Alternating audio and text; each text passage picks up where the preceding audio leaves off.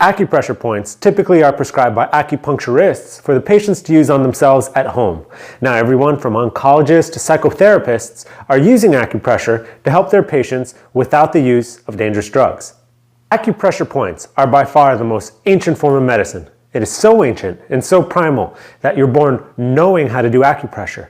It's in your DNA, and in this video, you'll learn about what acupressure is and where it comes from.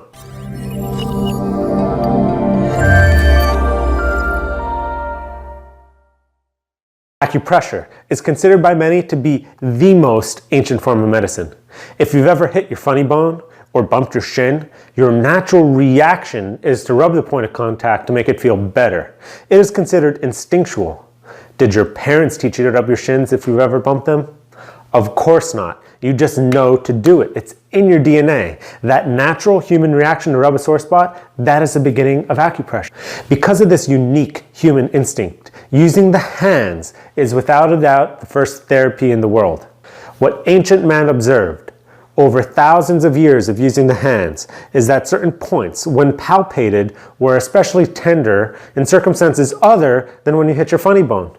4,000 years ago in ancient China, those tender spots were called Asher points, literally meaning ouch, yes.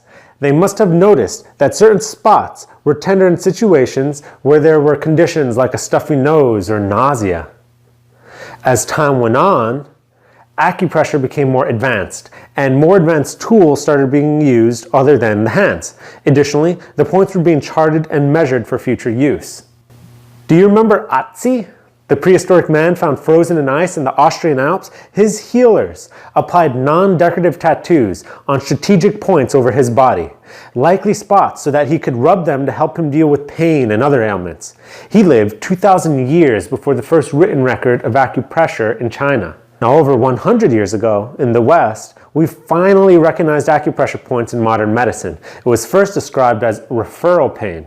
The points were measured and charted and described as pain caused in part of the body by something else.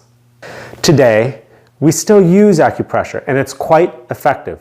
On this channel, you'll learn about the tools, the techniques, and the points themselves, so make sure you subscribe. So now you know some of the history of acupressure, and you know the tender points is how they are found.